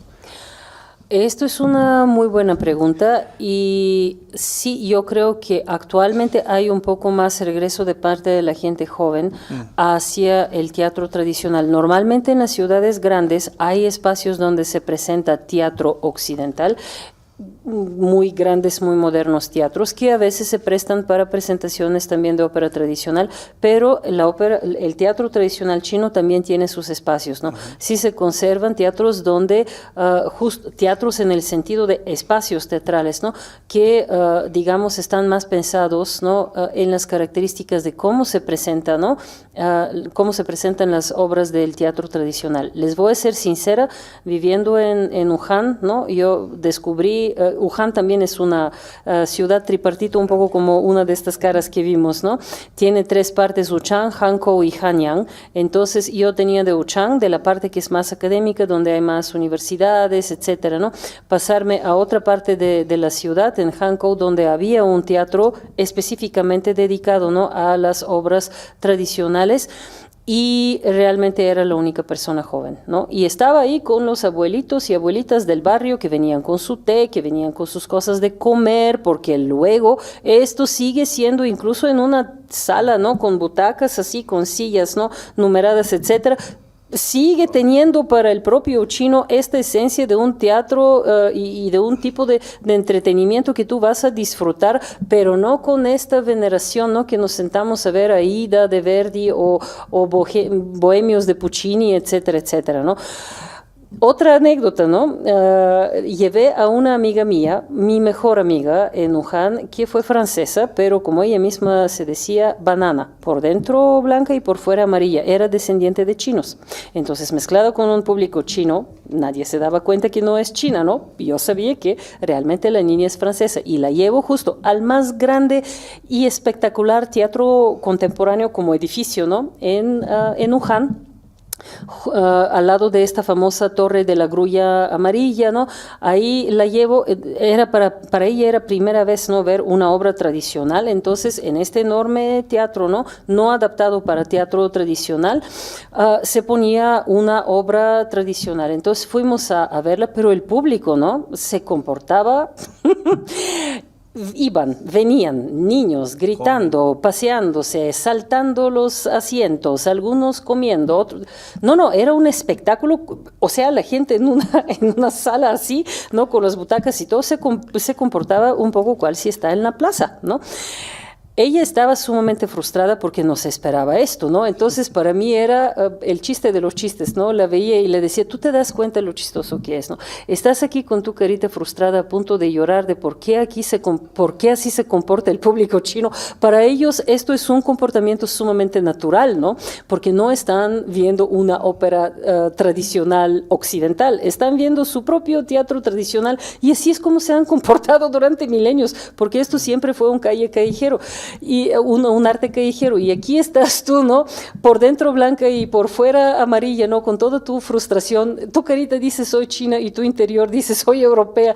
Digo, te das cuenta, digo, qué controversia eres en sí. Tú no entiendes esta gente por qué así se comporta, pues porque siempre lo han hecho así. Si van a una salita así teatral en algún barrio, ¿no?, sacan las semillas de girasol y se vuelve todo, no, una escena más en el público que en el propio teatro arriba del escenario, ¿no? Ver cómo se comporta. Entonces yo esto lo viví, ¿no? Las veces que trataba de ir una vez al mes y sí, lamentablemente, esto fue en los años 2006-2009, justo antes de que viniera a México. Sí, la gente joven escaseaba en el teatro y los viejitos se me acercaban y yo era doblemente joya, primero por joven y luego por extranjera, ¿no? Les causaba mucha emoción de que, wow, la gente joven que viene a estudiar en China, ¿no?, se interesa de este arte que ellos piensan que esto es incomprensible y que no es posible que alguien de fuera, ¿no?, puesto que la propia gente joven no se interesa. Pero creo que hoy en día, puesto que varias como, digamos, iniciativas ha habido muy saludables de parte del gobierno chino actual, ¿no? Ustedes habrán escuchado de la reforestación, etcétera, etcétera, ¿no? También hay una reforestación intelectual que corre en China y yo creo que ya hay un regreso, ¿no?, hacia las artes tradicionales, hacia la cultura popular, folclórica, tradicional, ¿no?, de parte de la gente joven. Vean lo que pasa con la película de Naya, ¿no?, que es un cuento folclórico, ¿no? Y que es un enfrentamiento justo entre la humanidad y estos famosos dragones que son el símbolo de China, pero a veces se pueden portar mal, ¿no? Entonces hoy día vemos un cuento folclórico, ¿no?, o más bien el eco de un cuento folclórico, pero hoy en día con unos efectos, ¿no?, espectaculares, ¿no?, impredecibles, y los chinos ya fueron y la vieron 5 veces, ¿no? Y es un simple y sencillo cuento folclórico que viene de la mitología y de esta idea de que cuando los dragones se portan mal, la humanidad tiene la obligación de vencerlos, ¿no? Entonces sí, hay un regreso de la juventud hacia lo tradicional en distintas formas, a veces tal vez modernizadas, pero sí sí lo hay, y a mí esto me da mucha esperanza porque recuerdo esos tiempos, ¿no? Cuando en el teatro estábamos los viejitos del barrio y yo. Muchas gracias. ¿Alguien tiene alguna pregunta, Araceli, de redes? Sí. Bueno. Tenemos un comentario de redes, de la revista digital Alegría Mexicana. Nos dice Gabriel que es realmente impresionante, que también estuvo en la primera conferencia cuando el Festival del Año Nuevo Chino, y que pues muchísimas gracias. Y yo particularmente pues tengo una pregunta. Me voy a regresar como a la mitad de la exposición. A mí me gustaría que si puedes ahondar sobre estas mujeres que son como las tatarabuelitas de las geishas y que seguramente tendrán mucho que ver también con las kisen coreanas. ¿Hay alguna información con respecto a estas mujeres que eran parte del entretenimiento? ¿Tienen algún nombre en especial?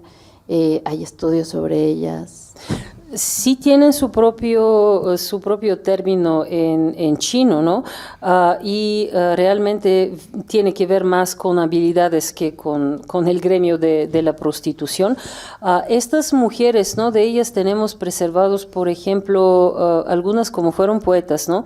Tenemos preservados poemas. Si buscan, hay una editorial muy famosa en España, Visor, que se dedica exclusivamente a la publicación de poesía. Ahí pueden encontrar un pequeño volumen. Las viejas, creo que ya no son exclusivamente negros, pero las más viejas ediciones van en portadas negras con una pequeña imagen en medio, y ahí justo van a encontrar, ¿no? Poesía de estas mujeres, ¿no? Que fueron más bien mujeres, algunas quizás concubinas, y de estas tristes concubinas olvidadas, ¿no? Por el emperador, porque si las tenía 3,000, ¿ustedes creen que un pobre hombre podía atender a tanta mujer? No. Y especialmente si se enamoraba de una sola, así como era el caso, ¿no? del emperador Tang Xuanzong, que se enamoró de Yang Weifei, y justo en un muy famoso poema tenemos, ¿no? Esto de que con un solo vistazo que le echaba el emperador, ella, ¿no? Una sola mujer, así, opacaba totalmente a las otras 3,000, ¿no? Entonces, entre estas 3,000 había muchas mujeres que no estaban ahí nada más por bonitas, sino tenían una capacidad para las artes. Entonces, a veces, ¿no? Poemas tristes, nostálgicos, de que me arrebataron de mi pueblo y me trajeron a este palacio a ser esposa del emperador y yo no lo vi ni una vez en mi vida, ¿no? Tenemos muchos de estos, ¿no? Otra vez, poemas nos quedan precisamente de estas mujeres, ¿no? Que concubinas o no, tenían ya mucho más actividad artística, ¿no? Y más bien se encargaban de cuidar su propia existencia y justo no pertenecer a ningún amo, ¿no? Y eran mujeres en movimiento, es decir, en Tang, ¿no? Las mujeres empiezan un poco a hacer más presencia, empoderarse. Acuérdense que ahí está la única emperatriz en la historia de China, ¿no? Wu Zetian, que incluso interrumpe la dinastía Tang y impone su propio gobierno. Así que en Tang la mujer empieza a apoderarse mucho, ¿no? Pero esta figura, ¿no? De la mujer que es entertainer y que sale a ganarse un poco la vida solita con todo lo que sabe hacer, ¿no? Incluso jugar ajedrez, incluso montar a caballo, etcétera, etcétera, ¿no?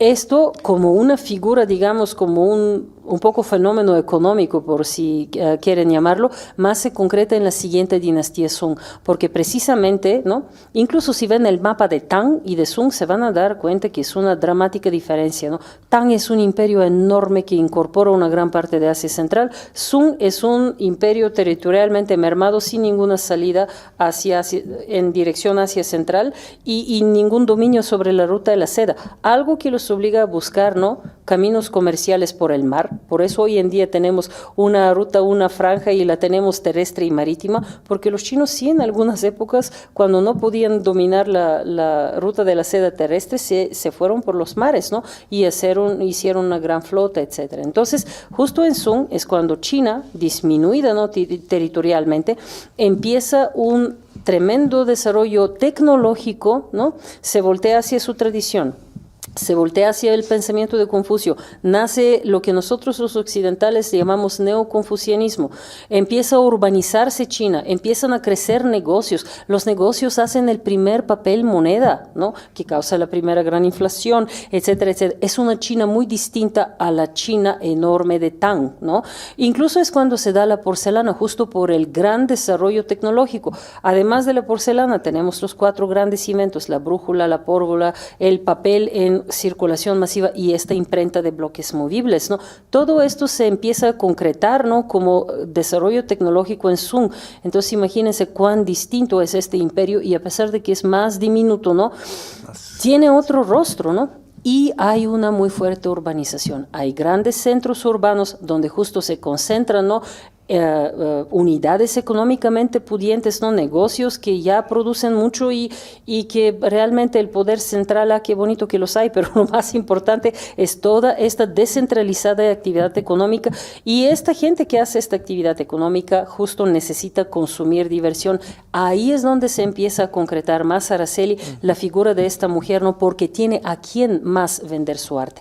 No es ya solo a ver qué hago para estar del otro lado, ¿no? De los muros del Palacio Imperial. No, ahorita justo el centro de diversiones es la taberna, cada taberna, y tú puedes peregrinar de una en otra, y esto da las bases para que luego, ¿no? Estas mujeres, ¿no? O cuentacuentos, tanto hombres como mujeres, de hecho, se preserva muy bien la tradición hasta la fecha porque una vez estando en el sur de China, así entré en algo que justo parecía entre teatrito y taberna y ahí se sentaron, yo no entendí ni una palabra, una mujer, un hombre con instrumentos musicales acompañando, ritmizando, cuentos que contaron, quién sabe qué contaron, no se imaginan el público cómo los admiraba, así como se comían sus semillas de girasol y a sorbos, ¿no? Muy, muy sonoros se tomaban su té o lo que sea, ¿no? De la misma manera, nunca quitaron la atención de lo que estaban contando esos dos personajes, hombre y mujer, y hasta acompañaban con gritos o recitaban partes de lo que se recitaba, ¿no? En la escena improvisada, ¿no? Que no dejaba mucho espacio entre público y cuentacuentos. Así que justo estos cuentacuentos que empiezan a abundar en forma femenina y en forma masculina durante Zoom, ¿no? Y peregrinan de taberna en taberna, esto es lo que nos va a dar, ¿no? Esta imagen y esta institución un poco de esta mujer empoderada, ¿no? Que empieza desde Tang, pero se sigue en Zoom y se concreta mucho mejor allá, de esta mujer que se puede ganar, ¿no? La vida con su propia iniciativa económica. Pero vienen los mongoles, ¿no? Derriban de manera terrible lo que es la sociedad china, poniendo los chinos hasta abajo, haciendo castas en la sociedad, cosa que los chinos no conocían, ¿no? Los indios tienen castas, pues durante los mongoles los chinos también tuvieron que tener castas y eran la última, ¿no? La más baja. Entonces, después de este cataclismo social, ¿no? Cuando se recuperan en la dinastía Ming, ahí es donde se vuelven muy puritanos, muy autoritarios y el papel de la mujer otra vez, ¿no? A ver, ¿no? Las mujeres tranquilas, quietas y bajo, ¿no? la autoridad del hombre, pero en Tang y en Zoom vemos un empoderamiento de las mujeres sin precedentes, ¿no? Que luego, justo por las tragedias nacionales que sufre China y todos estos trastornos sociales, es que los fenómenos artísticos difícilmente se entienden sin la historia y esta sí demora un tiempo contarla, así que perdonen que de una pregunta no se volvió otra conferencia, pero realmente para que entiendan por qué en cierta dinastía, ¿no? Sí. Cuaja esta mujer profesionalizada y por qué luego esto no se puede seguir desarrollando a tan gran escala, ¿no? Pero el mismo arte, por ejemplo, que sí, los cuentacuentos abonan mucho al arte teatral, se quedan como cuentacuentos hasta la fecha, ¿no? Siglo XX y XXI, ahí están, yo los vi con mis propios ojos, pero también esto abona mucho como al teatro tradicional, ¿no? En ciertos aspectos. Sin embargo, ¿no?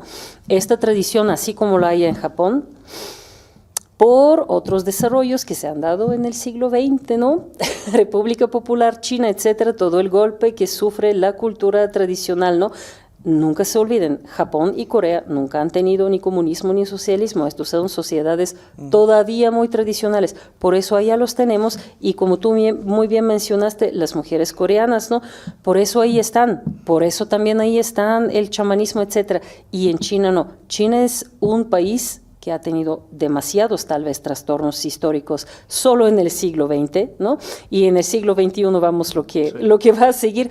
Por eso muchas tradiciones, ¿no?, que en Japón y Corea todavía se conservan en las artes y visuales y plásticas y las que implican, ¿no?, la actuación del hombre, ¿no?, sí se conservan y se han desarrollado de una forma en que en China no se le ha podido dar un seguimiento, porque vemos que incluso en el teatro tradicional los papeles que durante milenios se representaban solo por hombres y la mujer no podía ni pisar en escena, ¿no?, ni soñar en pisar en escena.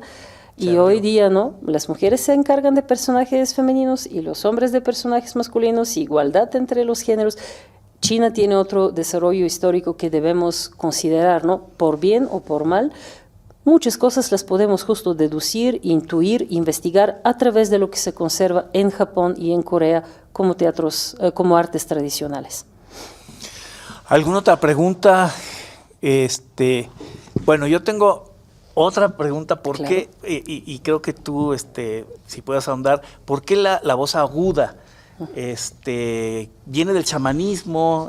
Hay una hipótesis, bueno, los chamanes y en todas las tradiciones cantan muy agudo para conectar con los dioses, pero no sé si esa sea la forma o una hipótesis de por qué cantan tan agudo estas partes, las mujeres y los hombres también, los de barba también, bueno, ellos cantan más grave, ¿no?, los de barba, pero ¿por qué las mujeres cantan tan agudo?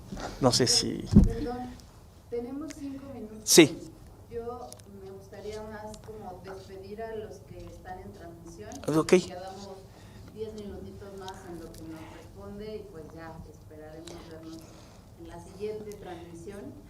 Voy a contestar la pregunta muy en breve. ¿Contestamos o no? Qué bonito que a veces la maestra también se puede llevar tarea y buscar respuestas, porque es algo que en este momento, la verdad, yo no podría contestar. ¿Por qué el arte no se fue si fue por una herencia de los actos chamánicos, o si fue algo más vinculado con las representaciones más formales detrás de las puertas y muros, ¿no?, de los espacios de la aristocracia y del poder, ¿no? ¿De dónde viene, no, esta preferencia porque vieron que personajes masculinos incluso, ¿no?, cantan con una voz que es indistinguible de la femenina, ¿no?, en este video que se reprodujo como audio pero no como imagen? Entonces, qué bonito que el día de hoy yo me podría llevar, ¿no?, una tarea para investigar si hay una razón o esta razón está tan perdida en las raíces de este arte que no se puede contestar. Me voy a acercar con investigadores chinos de este tema, a ver si me pueden dar una respuesta, porque esto es una pregunta que nunca me han hecho y de verdad, ven cómo, digamos, desde esta parte no pueden surgir duras inquietudes que uno ni siquiera se ha imaginado, ¿no?, como investigador, y algo que está ahí en la superficie tan obvio, ¿no? ¿Y por qué cantan así? Muy bien, esto será mi tarea para la próxima vez. Prometo, con esto vamos a empezar. Muchas gracias. Gracias a ustedes. Entonces despedimos. Muchas gracias por su asistencia a todos los que están presentes y también los que están en las redes. Gracias al Canal 23, a todos los técnicos que nos acompañan. Gracias, Araceli. Y los invitamos a las funciones del sábado 22 y domingo 23 a las 12 horas aquí en la Plaza de las Artes del Centro Nacional de las Artes. Es su entrada libre para todo público. La vida es sueño, la obra es La vida es sueño de Calderón de la Barca y con la compañía del TEC de Monterrey de la Ciudad de México. Dura más o menos 1 hora 15 minutos, así que los esperamos el sábado, el domingo aquí en la Plaza de las Artes. Muchas gracias, doctora. Muchas gracias a todos. Y muchas gracias a todos.